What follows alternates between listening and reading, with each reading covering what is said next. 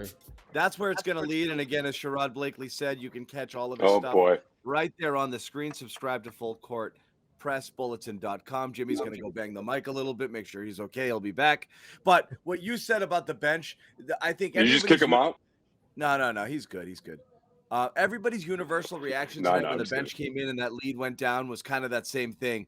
I think everyone now, okay, so I think all of the trade Schroeder people have now finally realized trading Schroeder probably doesn't make you better because the likely thing that you're going to get is only cap relief and really not much of a return. We've seen the offers at this point, and it's kind of like, I'll give you the worst player on my team, which will get you under the cap, and I'll take a pretty good player, which I can use to make my team better for 2 or 3 months. Deal? And that's kind of what they're stuck with.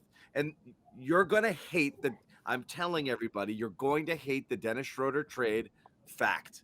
Okay? So when you watch the bench here and then they come in and like all of a sudden the lead goes and everyone's like, oh boy, can't play the kid. That's what, if you want to win, don't trade Dennis. If you don't care about this year and whatever, sure, trade everybody and let the kids play and develop them and so forth. But the people who are starting to think that this team's got something, trading Dennis makes you worse. It's going to be bad. Right. If you're going to move him, it has to be the first of 2 deals. Like if you're going to move him and you're going to get cap relief, you got to bring in someone to fill that void because your young kids aren't ready. Either they aren't ready or they aren't good enough. They weren't given a chance to be ready, but they're not ready. You're right. Right. And that to me, if you're the Celtics, that's part of the dilemma that they're coming up on a deadline. Do you move a guy like Nesmith and Romeo for, let's say, a Terrence Ross or, someone whose pedigree is scoring the ball? Or do you move Schroeder, get some cap relief, and play the young guys and see what they can do when they've got a guaranteed 10, 12 minutes every night? I'm a little bit nervous about that because I'm looking at Nesmith tonight. I mean, he had some amazing looks. And just, you could tell as soon as the ball left his hand, that shot had no shot. And that, even with more minutes, is that really going to change? I mean, yeah. So it's possible we bought a lemon there. We don't know that Nesmith can actually shoot. I think that was the fear, was the sample size was so small in his final year of college that sure the percentage was through the roof, but it was a Bobby Manning sample size. It was like, he was 4 for 10 from 3. He's a 40% shooter, get him. But yeah, right.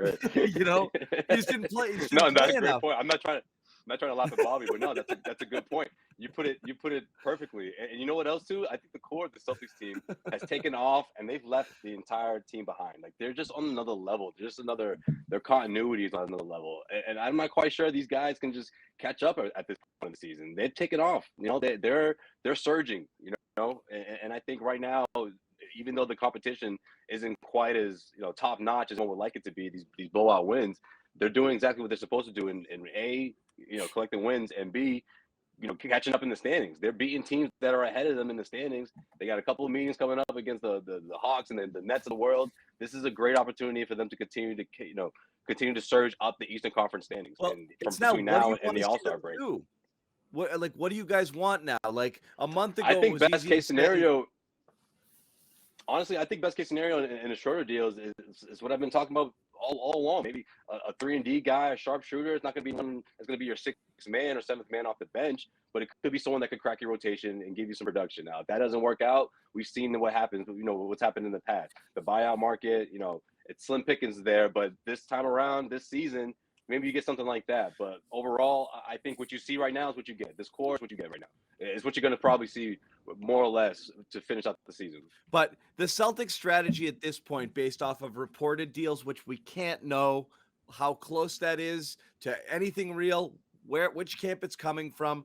However, you can aggregate all of it, mush it up into a ball, and come away with a general understanding of what we think might be happening, which is the Celtics are trying to get value from Schroeder in something that might be something that they can use beyond this season or helps them in another thing. I think the doors are getting slammed shut in their face, and people are saying, no, I'll take Dennis, but give you virtually nothing. and you save some money, and maybe I'll throw in a second-round pick. So you're forced to make that. I think the same thing is happening with Richardson, where they would trade him if there was a first-round pick involved, but it doesn't seem to be. And really, they're talking about moving him for lesser value. Right now, he has tremendous value, not just what he does on the court, but his salary is so manageable. But you're almost giving him away too. So there doesn't seem to be a deal available there. And then the other one appears to be trying to package your kids and your recent draft picks that didn't work out for future draft picks in hopes that those work out. And it doesn't feel like anybody's jiving with that either. So right now, I think, and Sherrod, this is my concern, is that everybody knows Brad has clear instructions, that save the money, and they're not dealing with the Celtics. You know what would be great is the Celtics should almost make that cap saving move now, trade Dozier or something for nothing just to get under, and then you could be free and easy. But the pressure of those guys to get under, and it's getting close to the deadline, you haven't made the deal that's gotten you under, means you don't really have to give the Celtics anything right now. And I think a lot of teams know that. Well, they know that, John, and they also know that the Celtics don't really have a lot of what you call disposable options that they're comfortable parting ways with. If let's say Nesmith and Pritchard or one or both of those guys were playing at a level in limited minutes where you could see, well, if he gets a little bit more run, he could be really good. You could take a lesser deal because you'd have someone in the fold making less money who you'd come in and fill, some of that void that would be left. But the problem is your end of the bench guys, your young guys are not producing, and everyone knows that. You're going to have to, if you're going to move them, you're going to have to get someone who believes in their potential as opposed to their proven body of work, which is a lot harder to do than people realize. And the guys that you have that you really feel can help you now, you don't want to part with. And for example, a guy like Grant Williams, we joke all the time about Grant, but he is the sweetener in the eyes of a lot of teams to get a deal done, because they're like, if you want us to take Schroeder or you want us to take Josh, we would rather have Grant the player than a first round pick, because Grant the player is a proven commodity. But that's what makes no sense to me, Sherrod. Like that Schroeder deal, which is Schroeder for DiVincenzo, which would save them just enough money to get under. And DiVincenzo, you could pick up his option. You could pick him up for next year. You can argue if that makes you better. I actually don't know that it definitively does. I don't think it does. I don't think it does. I actually think it gives you a redundancy in one place and takes away a position of need, which is backup point guard. But whatever, that's a thing. But for them to be like, no, but I'll do it if you also throw in Grant. Grant has more value than both of those guys. Exactly. So like the add-on can't be the best part of the trade. Exactly. That was the dumbest thing I'd heard, because Grant is younger. He fills a need with the shooting. He's controllable. He's cheap. Like, why? That's the add-on. That's insane to me. I don't think people are dealing with the Celtics in good faith, in the sense of, I think it's kind of like, I know you're going to give this guy away, so just give him away, already. And I don't think anybody's going to do anything. Bring it in Bobby and Josue. Bobby, if we're already into trade stuff, but if there's anything on the game you want to hit on because you're there and you had a great vantage point, of Celtics wire-to-wire ridiculous blowout win over we are calling them, thanks about to that Jimmy beatdown, Toscano, the Brooklyn Knots, Knots. The play-in tournament team. He liked it. He laughed. Not bad. That's not bad. He likes it. Is that John original? I'll see you guys later. I'm out of here. No, that's Jimmy. He likes it. Jimmy. Yeah. This game, I guess Jimmy's two contributions, that and just banging on the mic for 20 seconds to see if we can hear him. Yeah. 2 for 2 on content in this show so far. The two most memorable moments by far. That's it. That's what I do. Make them count. So these starts have been something, right? Like, this was a problem last year. It was an issue early this season. And to see a team that's been on a roll, coming out hot over this whole entire streak now, 17 games, building a 28-2 lead, that's impressive against any team. Never mind, I guess shorthanded, you take it with a grain of salt, but that is got to be one of the best starts in an NBA game ever through 5-6 minutes. They just stopping the Nets every time. What was the stat, Josue? Did you get it? No, I mean 28-2. That's never happened before. Wow. I mean, yeah, Never. John said in the chat too, like this is gonna be historic what's This going sounds on like here. we've never seen this, Yeah. right? I mean, I Yeah. can't, right? And obviously, yeah, that was. So I do think this game said more about the Nets than the Celtics. Celtics just hit another opponent that had nothing on the court, completely disheveled. A coach who I don't know if he knows what he's doing at this point. To be, with all due respect to Steve Nash, this season has been an absolute disaster when they've been missing guys, and this was rock bottom for them. 9 straight losses with this team. I don't care who's missing. That's just inexcusable. So I don't know what they're going to do Friday. But as for the Celtics, they're in a great place defensively, as we've talked about. They're turning into offense. They're playing with incredible pace. It's the same story night in and night out. The most inconsistent team in the league is finally starting to string together quarters and games and weeks at this point. So they're still super thin. The bench, once the TNT feed cut out, as I heard you guys dealt with, wasn't pretty again. I think people I was were probably relying happy to on not you, see it. Bobby. Yeah. You were our Well, play-by-play. A lot of Nesmith drives, off the backboard, and Pritchard missing jumpers, and Ennis lot of dropping misses. balls in the lane. You could imagine, Bricks. yeah. We're Just laying fairly down certain that bricks. TNT purposely lost that feed, and then when they saw No who one- the Celtics brought out there, they said, "You know what? Let's just keep the other game on. Let's keep this Sixers game on." Yeah, they got The it producer together. was I like, don't, no one's gonna watch the second game if we don't switch it Yeah. right now, guys. I don't think it got any worse than 17, but 35-17, seeing that lead drop down to that level, like it's bad right now. And I am curious how they're going to reshape this bench. I heard you talking about Schroeder. You just get one bit thinner if you end up moving on from him in the wrong deal. Ime keeps talking about health. We're healthy. Oh, this is like we weren't healthy early. Now we are. That's the biggest difference. Well, what happens if they're not healthy again? Does this just all fall apart? Like that's Yes. no team's ever fully healthy. Yeah, yeah. Yeah. Well, Yeah. Bobby, we knew from the jump that there was a very small margin for success for this team to really have just one of those really awesome seasons. And we're seeing what happens when they are clicking in every way, shape, and form. They're beating the crap out of teams. But to your point, Bobby, there's any domino that is out of place in just their top 8 now is a major blow, because that means you're either going to lean heavily more on the Jays, or you're going to look for Marcus Smart to be more of a scorer, or you're going to go in a direction that takes away from what you do well now, which is balance offense, across the board defense, and timely contributions from 2 or 3 guys off the bench. Everything is they're rolling 7-11 all day long right now. When everything is just coming together, and I'm worried that if one piece is slightly derailed, the whole house of cards is going to fall down. That's how it feels with this team. That they're just one injury away from being back to that inconsistent team that we saw. But I don't know where you go. Like Smart gets hurt, Schroeder's gone. You're suddenly starting Richardson at point guard. Like they'll go across the wing. All of a sudden, you're back to Romeo Nesmith pretty quickly in a situation where 1 or 2 guys are down. You hope that you don't have to go through that, but as a roster, especially in this COVID era, you have to prepare. That's what I mean. Is like, is the right for a hand loss. is the right hand talking to the left here? Because if the plan is to trade people to get under the tax, and you're going to make the team thinner and you're not going to give them help, maybe right now they should have been playing kids to develop them a little bit more and not be leaning on people that may or may not be traded because you're either pseudo rebuilding or you're trying to gain future assets or get under the tax line. Like, it doesn't make sense to me. Like, if you wake up down one player, and everybody else in the organization is like, we're going for it, right? That's terrible. Like, that's just you're They talking can't about even like sustain a I know Yeah. everyone's streak talking right about now. like the Red Sox were bummed out because they didn't make enough moves at the deadline. There was all these pieces written back then. Everyone was dragging and they're blah, blah, blah. And the Red Sox actually made a couple moves at the deadline. They just didn't make the biggest moves. If you go backwards with a contender here and you sell off a piece that's actually useful, like, what kind of message does that Do you send? think they're going to Like, take that into consideration, though, John?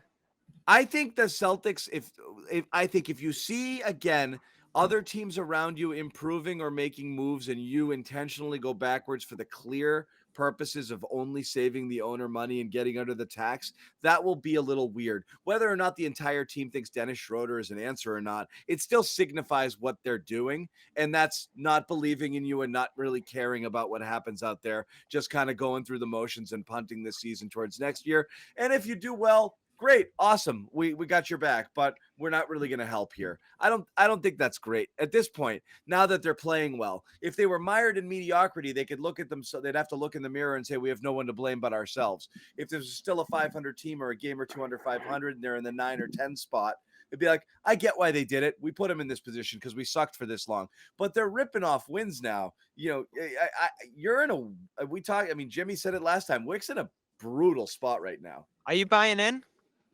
I'm not buying in. I just don't think you have a choice anymore. I've always said my deals are the deals I want to make are to acquire talent wherever you get it. It's either in the future or now. You cannot do nothing. You can't do it. I've said that too. Yep. You can't do nothing. And it's not a tank or go for it scenario. It's a capitalize on an opportunity to make yourself better now or later. Do not do nothing just simply for saving money. As we said, they've burnt too many assets along the way just trying to save a buck. You can't keep doing that. You're just running out of stuff. Well, by doing nothing, they wouldn't be saving money if you're saying that if they keep Schroeder. Meaning do nothing, meaning trade just to save money and not make a move. Okay. That's Yeah, actually, I agree with that. That's intended to help you now or sometime, to help in some way. Right. I agree with that. I mean, I also am not a firm believer, and I think I've made it pretty clear why I don't think a lot of these wins are, real wins. I mean, I like that they are beating the teams that they're supposed to beat, but I think a lot of these wins are against teams that you won't see in the playoffs, or are teams that will be in the playoffs but didn't have their full roster at the time you beat them. Thinking about like the Bulls or the Heat, teams like that. So I'm not going to say that this is the, I think, Bobby, you sent me a link that it says like the Celtics are the 5th best odds to win the NBA championship. Like I just don't, I'm not there at all. Like I'm not even close to there. So if that's buying in, then no, I'm definitely not buying in. Do I think they're a playoff team? Yeah. Do I think that they can make it interesting? Sure. Do I think that, by trading Schroeder and for basically nothing just to save money is going to be a good message to send the team? Absolutely not. I think it's going to just make these guys, they're on a little bit of a roll right now. I think that's going to totally just sort of let the air out of their sails, if you will. And it sends a bad message. It sends a bad message to the rest of the league too. Players that might be interested, if there are any left that are interested in playing in Boston, like why do they want to go to a team that the owners aren't thinking about winning first? They're thinking about their own, wallets and things like that. Let's be honest. The Celtics over the last couple seasons, they don't have the best publicity going in their favor, whether it's ownership, whether it's players that have left, whether it's, the city in itself. It's just not a good, whether it's true or not, it's just not a good vibe around the organization right now. So you got to do everything you can to try to change the narrative. And it hasn't been easy, but I would say the last couple of weeks has been the best stretch of basketball we've seen in the last 2 seasons, really. I mean, yeah, it really has. Well, consistently, but hold on. But that's the thing, Jimmy, though. I feel like this is a great opportunity for the Celtics organization to come out looking great, right? They can say, look, we believed in these guys. We believe in this team, and unfortunately, we're going to have to sell these parts here. But at the same time, you can't sit there and say, oh, well, if Ime played the kids more, that this team would be where they are now, or even better. It would be the opposite. And then we would be having a different conversation about what Ime is doing with this team. Is decisions he making best for this team right now, or is he putting way too much faith in the young guys, or is he just following orders from Brad? So I think they did a good job and setting themselves up to let Ime do what Ime wanted to do. And then at the end of the day, look at the results, and we can move forward and say, look, if they trade Schroeder at the deadline for pieces in the future, it'll be forgiven, because it'll say, well, look how the team is doing, and all is forgiven at that point. No, isn't that the easiest way for them for the Celtics to come out great? You can't. It's not even about looking great. You can't. You can't not try to improve at this point. It's whether you believe. Why not? They can say we're buying into what we see right now. I'm saying no. They have to do that. Whether the 5 of us believe, or Celtics fans truly believe out there that this team is a legit contender, they are currently 4.5 games out of first. They're on that line of the wide open. Out of the they also have major holes. Right now, after tonight, their point differential is the best in the Eastern Conference. You can't convince now at this point. You are whether you buy into all of that stuff, and I do think there's a tremendous amount of good fortune that's gone into a lot of this. They've faced a lot of teams at their absolute lowest, but they've crushed them. So they're doing what they're supposed to do. You can't. That goes into the point differential. You cannot, right? But you cannot head into this trade deadline and go backwards anymore. It's too late.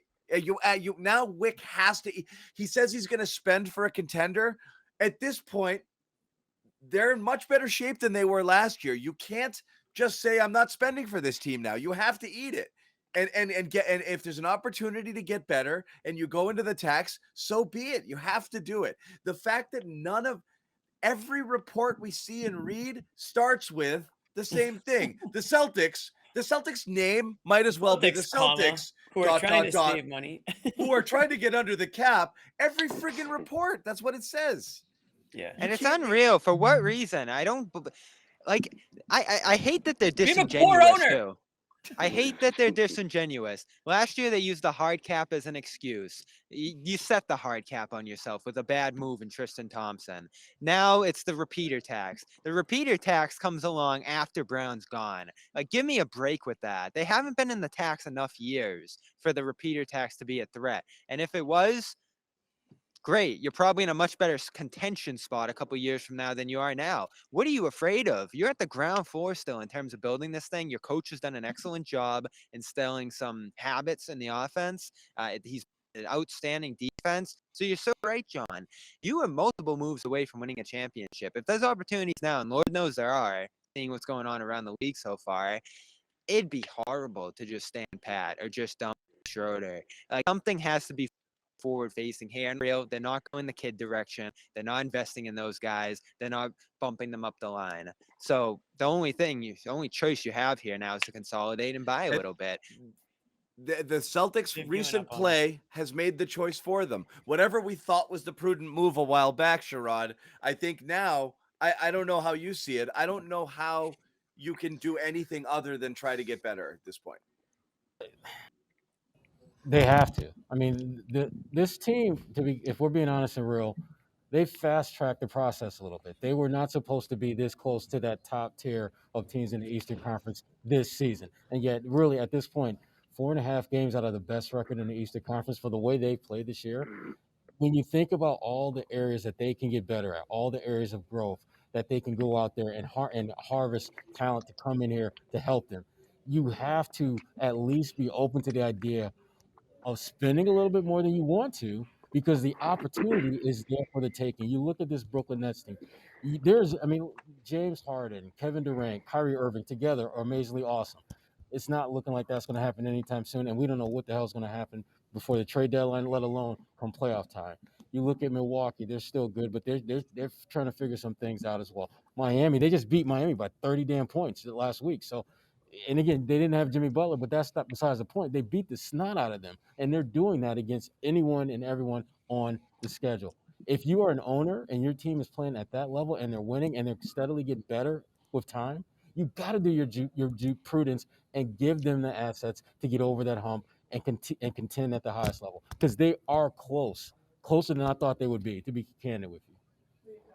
Are they close, or is everyone else just kind of falling back a little bit? It doesn't matter. Both. Are they really close? They're close because other teams have not played at the level that we thought they would. And at the same time, they're playing better than we thought that they would be playing at this point. So that's why it's a little bit more close. But if you're you know that what you're playing with now is good, but it's not good enough to get you over the hump.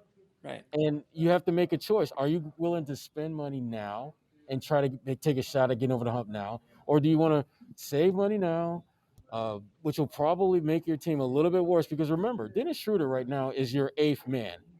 Tell me how many eighth men are as good as Dennis Schroeder right now. There aren't that many. No, I'm still torn on him.